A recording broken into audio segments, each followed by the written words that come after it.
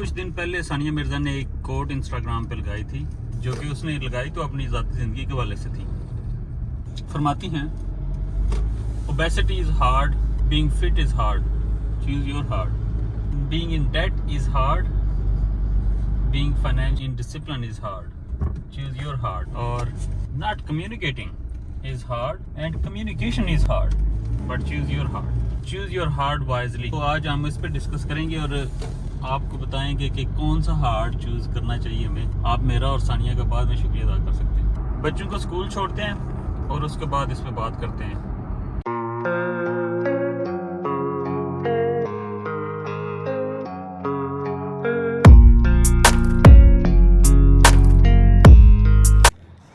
यानिया के छोड़ दिए, आप चलते हैं, चल के कोई एक दो चीज़ लेते हैं और फिर उसके बाद बात करते हैं।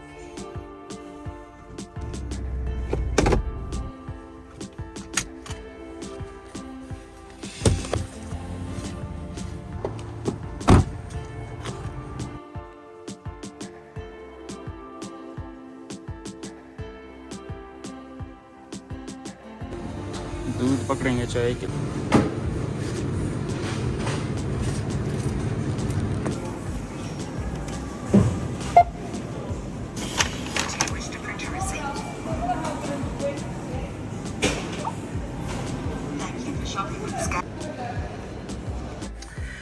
पहुंच जाए। बैग मैंने इतना जज्बाती होकर उठाया था, वो फट गया, दूध सारा नीचे गिर गया है।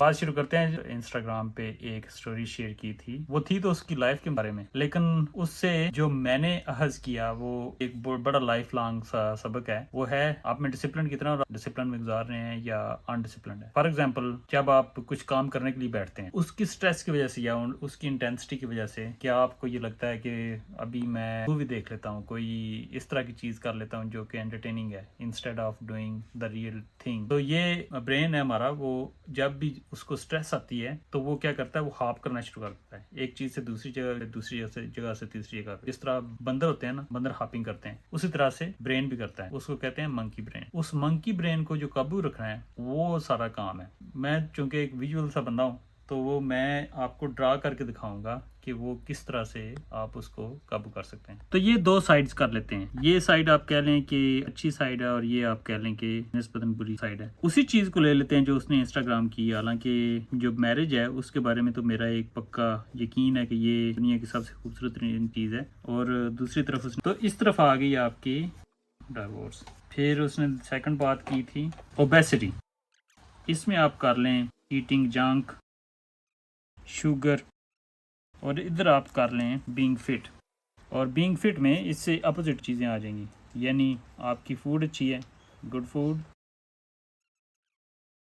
फिर उसने जो चीज़ कही है वो है इन डेप्थ, और इस तरफ जो उसने की है फाइनेंशली या ऑर्गेनाइज्ड।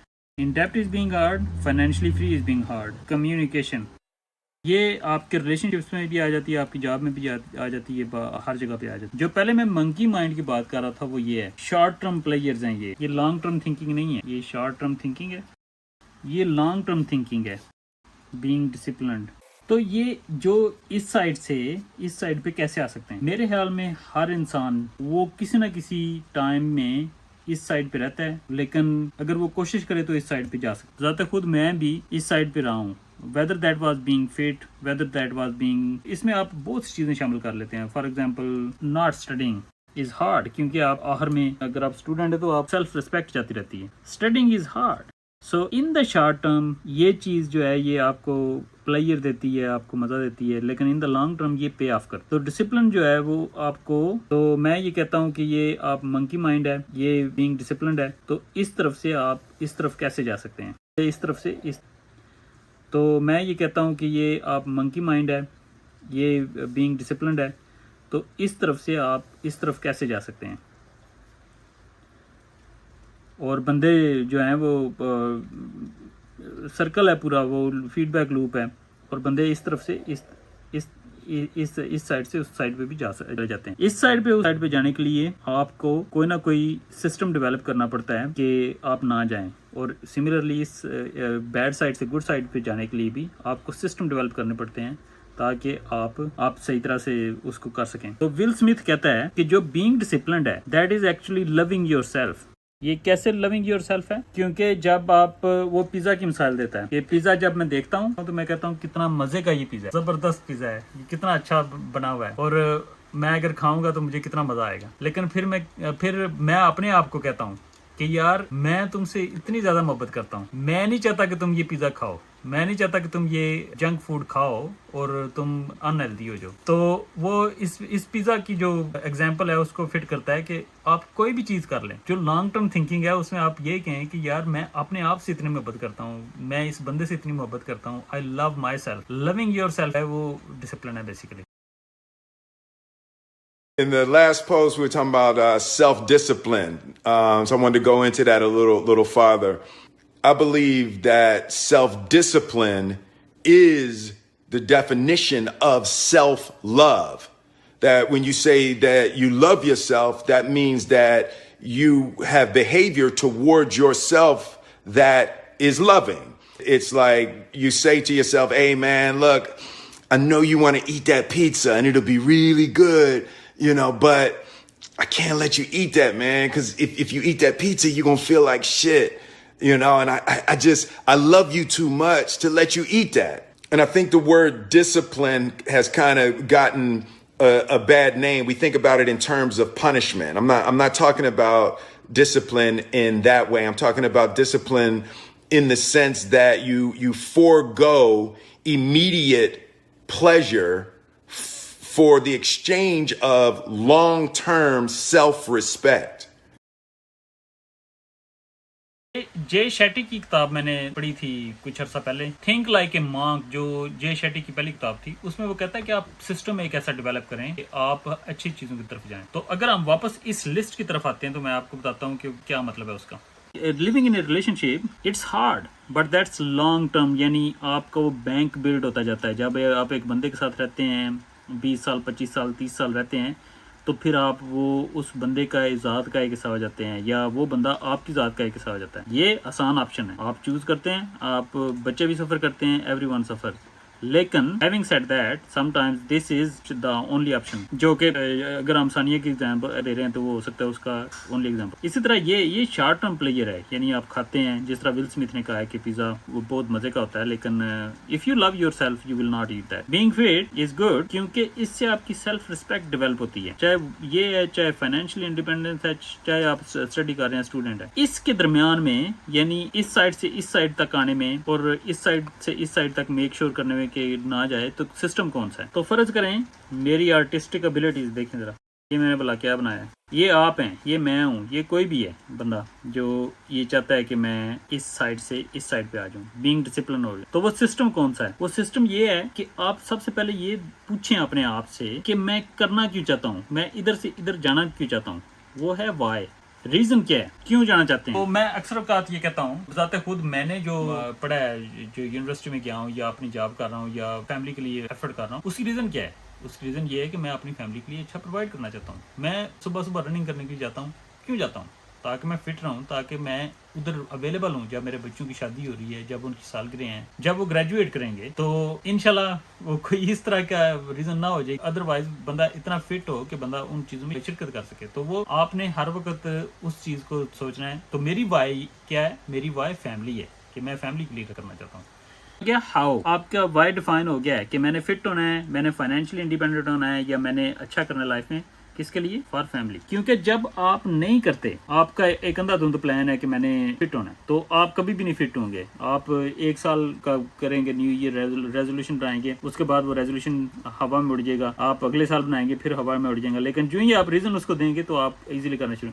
फिर हाउ, रिसर्च करें उसके बारे में। जिस तरह मैं आपको किताबों के हवाले दे रहा हूँ, मैं बहुत सी बुक्स पढ़ता हूँ इस चीज़ के ऊपर कि किस तरह से चीज़ों को आप कर सकते हैं। रिसर्च करें कि आप किस तरह से डिसिप्लिन में आ सकते हैं, या फिट हो सकते हैं, या पढ़ाई कर सकते हैं, या अपनी जॉब में अच्छा कर सकते हैं, ऊपर तक जा सकते हैं। तो वो रिसर्च में क्या है? रिसर्च में ये नहीं है कि सिर्फ किताबें आती, रिसर्च में आजकल पॉडकास्ट हैं, वो आप सुन लें, लोगों के आपके इर्द गिर्द सक्सेसफुल बंदे हैं उनको सुने। अगेन वो विल स्मिथ कहता है कि आपके जो 5 लास्ट टेक्स्ट हैं हैं वो खोल के देखें कि किन बंदूकें हैं, वो आपको अपलिफ्टिंग है या आपको नीचे गिराते हैं। तो रिसर्च में वो सारी चीजें आती हैं कि किस तरह से आपने वो अचीव करना है, वो आपने एनवायरनमेंट अपने इर्द गिर्द इस तरह का बनाना है कि वो अचीव आपका हो। फिर तीसरा जो है वो है स्टार्ट एंड सस्टेन। अगर आपने एक चीज शुरू की है, डेट से बाहर आप आना चाहते हैं, फाइनेंशियली इंडिपेंडेंट होना चाहते हैं, तो स्टार्ट करें कि आपने कौन सी चीजें कट करनी है और फिर उसको सस्टेन करें। जो भी आप कर रहे हैं उसको सस्टेनेबल होना चाहिए, वो आप बार बार करें उस चीज को। फॉर एग्जाम्पल अगर आप जिम जाना चाहते हैं, वजन उठाना चाहते हैं, तो वो बार बार करें। आप रनिंग करना चाहते हैं तो एवरी डे करें, ये नहीं है कि एक बार की है और उसके बाद छोड़ दिए। फिर उसके बाद आ गया मेक इट इजी। ये वैसे जो चीज है ये इसी के अंदर आ जाती है स्टार्ट एंड सस्टेन में, लेकिन मेक इट इजी किस तरह से, मैं आपको अपनी एग्जांपल देता हूँ। मैं जब सुबह रनिंग के लिए जाता हूँ ना, तो मेरी शूज होते हैं या जो सॉक्स हैं वो मैं पहन के सोता हूँ जो रनिंग के लिए जाए, जो मैंने रनिंग करनी है जिस गियर में, वो गियर मैं पहन के सोता हूँ। तो मेरी इंटेंशन होती है कि मैंने सुबह रनिंग के लिए जाना है। जब मेरा वो टाइम होता है, अलार्म बजता है, समटाइम्स मैं अलार्म से पहले उठ जाता हूँ। मैं क्या करता हूँ कि मैं ऑलरेडी सॉक्स में हूँ, जूते मेरे बिल्कुल साथ पड़े होते हैं बिस्तर के। विद इन 2 to 3 मिनट्स मैं रोड पे होता हूँ, रनिंग कर रहा हूँ। तो अपनी एक्सरसाइज करता हूँ, जॉगिंग करता हूँ और उसके बाद आके दूसरी जो एक्सरसाइज होती है वो करता हूँ और फिर मैं तैयार होकर जाता हूँ। तो वो आप make it easy for your self. जो भी फिर आप ढूंढें कि लाइक माइंडेड पीपल कौन लोग हैं जो आपके साथ कर सकते हैं। इज इट योर फैमिली जो कि आपके साथ एक्सरसाइज कर सकती है, वॉक कर सकती है। इज इट योर फ्रेंड जो कि आपके साथ सेम शेयर करता है वैल्यूज, और वो अगेन वो एग्जांपल मैं एक ही वो फिटनेस की लेके चलूंगा क्योंकि सेम चीजें अप्लाई हो जाती हैं। तो लाइक माइंडेड पीपल में आपकी फैमिली भी आ जाती है, फ्रेंड्स भी आ जाते हैं, ये सारे लोग आ जाते हैं। तो उनके साथ आप शुरू करें, प्लान करें। जिस तरह अभी मेरी जो वाइफ है वो रिकमेंड कर रही है मुझे कि मैं अपने बेटे के साथ जिम शुरू करूं, जो कि माशाल्लाह अभी इस एज में आ गया है कि मैं उसके साथ जिम शुरू कर सकता हूं। तो वो एक चीज आसान हो जाती है। आप जब आपको पता है कि आपके पास जो बंदा जिसके साथ आप एक्सरसाइज कर रहे हैं वो अवेलेबल है, तो वो कोई मसला नहीं होता। आप उसको पकड़े और जाएं, जाके अपनी एक्सरसाइज करें। उससे होता क्या है, अगर आप अकेले कर रहे हैं ना तो आपका मूड नहीं है तो आप नहीं जाएंगे। अगर आपका साथ पार्टनर है ना तो आप दोनों में से किसी एक बार का भी मूड होगा ना तो आपको जाना पड़ेगा फोर्स। फिर उसके बाद आ जाती है रिकग्निशन। जब आपने एक सिस्टम सेटअप कर लिया है और आपने कुछ चीजें अचीव कर ली हैं, फॉर एग्जांपल आपने 2-3 किलो वेट लूज कर लिया है, तो आप अपनी उस एफर्ट को रिकॉग्नाइज करें, आप उसको सेलिब्रेट करें समहाउ। सेलिब्रेशन फैमिली के साथ हो सकती है, किसी के साथ हो सकती है। तो 6 स्टेप्स कौन से हैं? वाई कि क्यों आपने शुरू करना है, हाउ कि कैसे आपने शुरू करना है, रिसर्च आपने उसको स्टार्ट और सस्टेन करना है, फिर उसके बाद आपने उसको मेक इट इजी करना है, आपने अपना ग्रुप तलाश करना है, यानी जिस फ्लॉक के साथ आपने फ्लाई करना है वो आपने वो फ्रेंड्स का ग्रुप तलाश करना है, वो फैमिली का ग्रुप तलाश करना है। फिर उसके बाद रिकग्निशन है। ये आप 6 स्टेप अगर चीज़ कर लें तो उससे आपका डिसिप्लिन आ सकता है लाइफ में और आप उसको बिल्कुल ईजी लेके चल सकते हैं।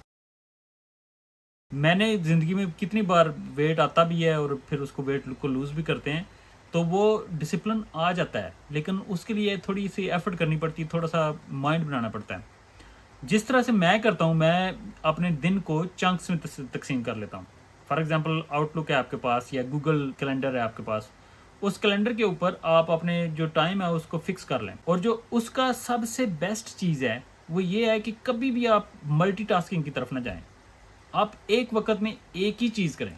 डिसिप्लिन की सबसे बड़ी जो ड्रॉबैक होता है वो ये होता है कि लोग ये कहते हैं कि हर बंदा ये कहता है कि मैं मल्टीटास्क करूं, लेकिन फैक्ट ये है, ये और ये रिसर्च से साबित हो चुका है कि सिर्फ 2% लोग होते हैं जो कि मल्टीटास्किंग कर सकते हैं।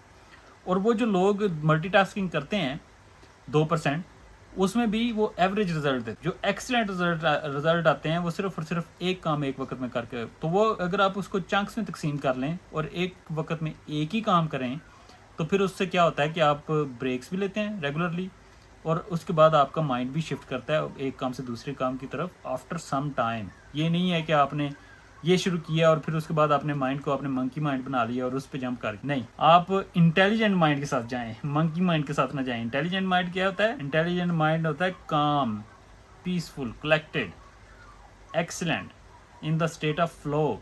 कि एक जो चीज़ शुरू की है अगर आप उसमें वक्त का एहसास ही नहीं हुआ तो वो करते जा रहे हैं, that is state of the flow. तो it's not a difficult thing. मैं कंक्लूड करूंगा इसके ऊपर कि आप 6 जो इजी स्टेप्स हैं उसके ज़रिए आप अपनी लाइफ को डिसिप्लिन बना सकते हैं और कुछ भी चीज़ अचीव कर सकते हैं अपनी लाइफ। वाई तलाश करें कि क्यों आप करना चाहते हैं, किस तरह से करेंगे आप, उसके बारे में रिसर्च करें, किताबें पढ़ें, पॉडकास्ट सुने, यूट्यूब के ऊपर बहुत सा मटेरियल पड़ा हुआ है वो देखें। फिर उसके बाद उसको स्टार्ट और सस्टेन करें। फिर उसके बाद उसको ईजी बनाएं कि जो चीज़ आप करना चाहते हैं उसके लिए जो इक्विपमेंट है वो आपके इर्द गिर्द ईजिली अवेलेबल होना चाहिए। फिर लोगों को ढूंढें जो आपके लाइक माइंडेड हैं, उनके साथ एफर्ट करें और उससे ये होता है कि आपको मोटिवेशन मिलती है रोज़ करने की। और फिर उसके बाद अपने आप को रिकग्निशन दें, रिवार्ड दें अपने आप को। वो रिवार्ड अच्छे खाने की शक्ल में भी हो सकता है कि मैंने 2 किलो या 3 किलो वेट लूज़ किया और मैं एक हेल्दी अच्छी मील लूँगा बाहर से। तो अपना ख्याल रखें। उम्मीद है कि ये वीडियो आपको अच्छी लगेगी और इंशाल्लाह इस टॉपिक पे बोलते रहेंगे फिर भी।